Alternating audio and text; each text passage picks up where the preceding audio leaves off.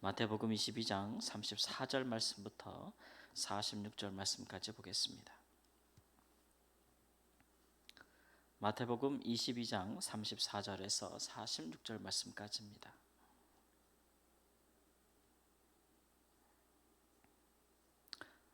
(22장 34절) 말씀. 예수께서 사두개인들로 대답할 수 없게 하셨다 함을 바리새인들이 듣고 모였는데 그 중에 한 율법사가 예수를 시험하여 묻되 선생님, 율법 중에서 어느 계명이 크니이까?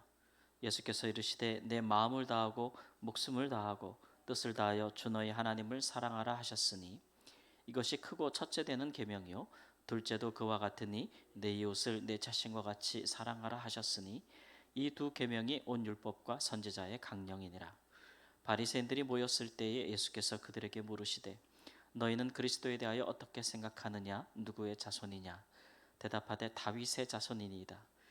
이르시되 그러면 다윗이 성령에 감동되어 어찌 그리스도를 주라 칭하여 말하여되 주께서 내 주께 이르시되 내가 내 원수를 내 발 아래 둘 때까지 내 우편에 앉아 있으라 하셨도다 하였느냐? 다윗이 그리스도를 주라 칭하였은즉 어찌 그의 자손이 되겠느냐 하시니 한마디도 능히 대답하는 자가 없고 그날부터 감히 그에게 묻는 자도 없더라. 아멘. 바리새인들이 다시는 예수님 앞에 나와서 예수님께 묻는 자가 없었다. 예수님께서 예루살렘에 입성하신 이후로 각종 계층에 있는 사람들이, 각 파의 사람들이 와서 예수님께 난해한 질문들을 던지면서 어떻게든지 그를 시험하여서 그에게 시험에 올무에 걸릴 만한 대답을 듣기를 원하였는데, 이제 이 이후로는 그 누구도 예수님께 와서 그런 도전을 하지 않았다라는 말씀입니다. 바리새인들의 입을 다물게 한 예수님의 마지막 두 가지 논쟁에 대해서 들어보면, 바리새인들이 그 율법 중에서 어느 계명이 크냐고 물어봤습니다. 바리새인들은 자기네들끼리도 이런 이야기들을 계속 주제로 토론을 했던 것 같아요. 왜냐하면 그들이 구약 성경에서 많은 계명들을 찾아냈거든요. 그러니까 계명들의 수를 합하자면 뭐 660 몇 개 이를 정도로 많은 계명들을 찾아냈는데, 바리새인들은 거기다가 이제 그들의 장로들이 또 그 율법을 지키기 위해서 또 정하였던 많은 또 규례들, 전통들도 율법에 준하는 무게를 가지고 그렇게 지키려고 했기 때문에 사실 그 성경에 나온 계명 이외에도 그들이 계명처럼 여기는 엄청나게 많은, 성경의 계명보다도 더 많은 그런 것들을 자기들도 지키려고 했고 또 백성들에게도 지키라고 했으니까 그것들을 일일이 다 기억하여 지키는 것도 어려울 뿐더러 또 힘들고 백성들에게는 무거운 짐이죠.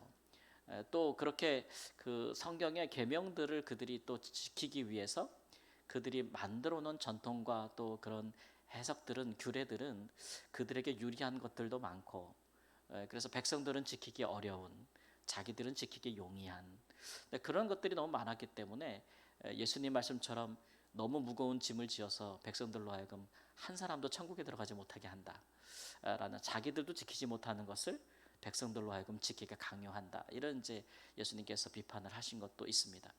그래서 그 사람들의 방법이라는 것이 이제 다 지키기 어려우니까 그러면 큰 계명, 작은 계명을 나누고자 하는 것이죠.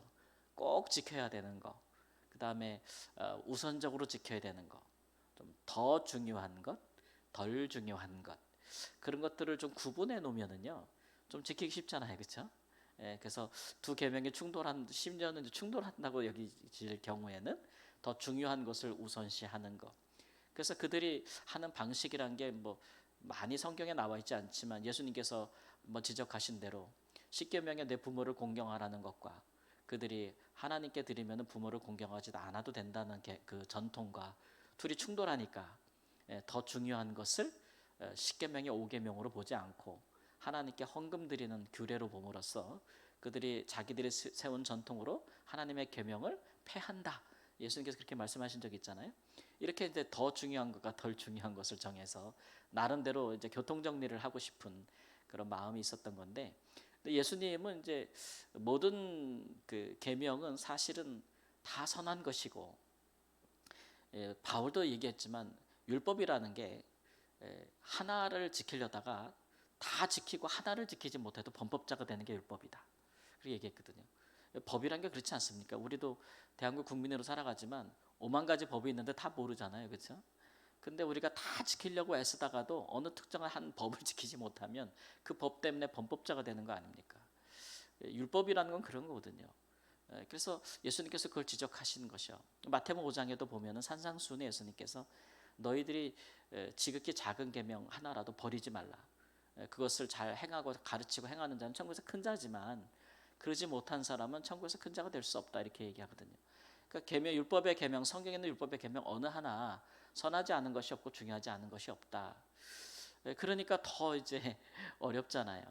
그런데 예수님께서 이제 온 율법과 선지자의 강령이니라 이렇게 말씀하신 것은 그러나 이제 그 모든 율법 크고 작은 율법 너희들이 생각하는 모든 종류의 율법을 지킬 수 있는 것은 하나밖에 없다고 이야기하는 거죠. 그것은 바로 사랑이라는 겁니다.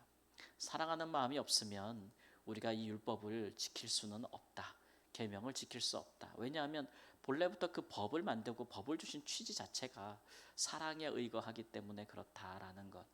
너희들처럼 그렇게 크고 더 작은 것, 또 더 중요하고 덜 중요한 것, 그런 식으로 지키기 쉽고 지키기 어려운 것, 그런 것들로 나누어 한다면 스스로 함정에 빠질 수밖에 없는 것이고, 그 율법을 주신 하나님의 그 마음을 이해해서 하나님을 정말 사랑하고 이웃을 내 몸과 같이 사랑할 마음으로 모든 계명을 대할 때만이 비로소 그 율법을 지킬 수 있는 이해, 오해하지 않고 하나님의 계명들을 제대로 이해할 수 있고, 또 율법을 기준으로 해서 그들이 어떤 그 지키기 위한 규례나 전통을 만든다 할지라도 해석을 한다 할지라도 잘못되게 하지는 않는다는 것이죠.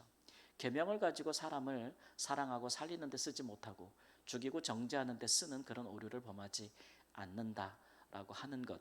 그래서 그 본래 법의 취지를 잘 이해하고 그것을 행할 수 있는 힘은 사람의 내면 사랑에서 나온다.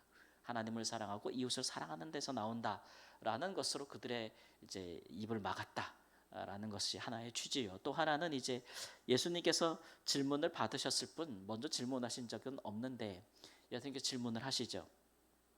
너희는 그리스도가 누구의 자손이라고 생각하느냐? 성경에 그리스도는 다윗의 자손이라고 생각합니다. 그렇다면 다윗은 어떻게 시편에 그리스도가 자기의 주님이라고 고백했느냐? 시편에. 그러면 어찌 그리스도가 다윗의 자손이 되겠느냐? 이렇게 반문을 하는 것이죠. 그래서 이 일에 아무도 대답하지 못했다라고 하는 것입니다. 바리새인들이 시편에서 성경에서 예수님을 다윗의 자손이라고 하는 것은 이제 선지자 이사야 예언이라든지 시편의 여러 글에 두고 근거를 두고 있죠. 그들이 생각할 때에 그리스도가 다윗의 자손이라고 생각한 것은 정말 그 오실 그리스도의 굉장히 높은 신분을 그렇게 생각한 거죠. 다윗은 왕이 아니었습니까? 그러니까 다윗의 자손이라고 하는 것은 그도 왕의 자손으로 올 것이다 라고 하는 것이고, 그런 기준에 의하여 이제 예수님은 부적격 판단이 난 것이죠. 그런데 예수님께서는 뭐라고 말씀하시냐면, 그런데 왜 다윗은 그리스도를 자기의 주님이라고 고백했느냐, 다른 시편에 안 맞지 않느냐라는 거예요. 그러니까 다윗의 자손이라고 말하는 바리새인들은 그리스도의 영광과 왕의 신분을 이야기하는 것인데, 예수님이 볼 때 다윗의 자손이라는 것은 그리스도의 굉장히 낮은 신분을 얘기하는 거예요. 여러분, 다윗의 자손이 높은 겁니까? 다윗의 주가 높은 겁니까? 신분이. 다윗의 주님이 훨씬 높은 분 아닙니까? 다윗 왕의 주님입니다. 왕의 왕이죠. 예. 그러니까 예수님께서 그들이 다윗의 자손이라고 부르는 것은 예수님을 굉장히 높은 신분으로 여기는 것이나 예수님은 그것은 예수님의 낮은 신분을 말하는 것이라는 거예요. 실제로 그리스도는 다윗의 주라는 거죠. 더 높은 신분을 이야기하는 것입니다. 그러니까 백성들이 예수님을 다윗의 자손이라고 부르게 된 것은 예수님이 여기기는 예수님이 이 땅에 오셔서 스스로 다윗의 자손을 취하신 가장 낮은 자의 모습이라고 여겨주시는 거니까, 이처럼 성경의 다른 표현을 두고도 완전히 이해가 다른 것이죠. 그러니까 백성들이 예수님을 다윗의 자손이라고 부르면서 한껏 예수님을 높일 때에도 예수님은 그런 인기에 영합하거나 그 마음을 빼앗기거나 교만해지지 않은 것은, 다윗의 자손이라는 것은 이 땅에 오신 예수님의 가장 낮은 자의 모습을 가리킨다고 예수님은 여기고 있었기 때문에, 그렇기 때문에 그런 것들에 마음을 빼앗기지 않은 것이죠. 이처럼 성경을 어떻게 이해하고 그 성경을 어떻게 내가 받아들이냐에 따라서 삶은 이처럼 달라지는 것입니다. 그러니까 하나님의 말씀을 어떻게 이해하고 어떻게 또 배우느냐에 따라서 삶은 완전히 달라지는 것이죠.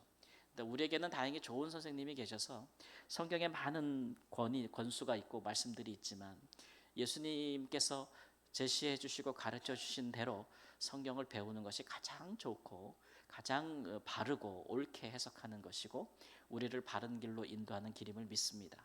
그러니 하나님의 말씀을 우리가 배우고 또 들을 때에도 그것이 예수님께서 가르쳐 주신 정신과 말씀에 충실한가를 늘 상고하고 그 말씀에 되지 않고 그 말씀을 따라 예수님의 말씀을 따라 가르쳐 주는 배움을 기쁘게 여기는 그런 자세들이 우리 신앙에 아주 굉장히 중요한 자세라고 할 수가 있겠습니다.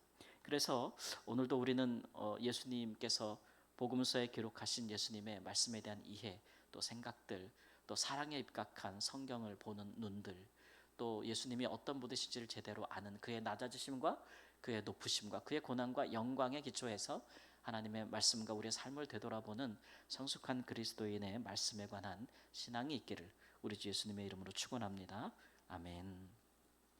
하나님, 사람이 자기 안에 있는 마음의 탐욕과 욕심으로 성경을 하나님의 말씀을 대하며 유리한 것과 불리한 것, 중한 것과 가벼운 것을, 쉬운 것과 어려운 것을 논하지 않게 하여 주옵소서. 우리는 오직 성경에 의하여 예수 그리스도께서 우리에게 주신 하나님 그 참된 가르침을 따라서 사랑으로서 모든 것을 행하고 하나님 예수님의 낮아지심처럼 하나님 우리도 겸손히 그를 본받고 그의 높아지심처럼 우리도 영광에 이를 줄을 알아서 하나님 아버지 주 예수님을 따라가는 삶을 포기하지 않는 하나님 그런 합당한 삶으로 우리를 인도해 주시기를 원합니다. 참으로 예수님만이 우리의 삶의 주가 되시고 우리의 선생님이 되시고 또 우리의 구주가 되시니 그분을 믿고 듣고 배워 따라가는 아름다운 믿음의 역사만이 우리의 삶을 주장하고 하나님 예수님이 주 되신 예수님께서 우리의 삶을 주장하시는 것으로 인하여 우리 가운데 기막힌 사랑의 놀라운 역사들이 일어나도록 우리를 변화시켜 주옵소서. 존귀하신 예수님의 이름으로 기도합니다. 아멘.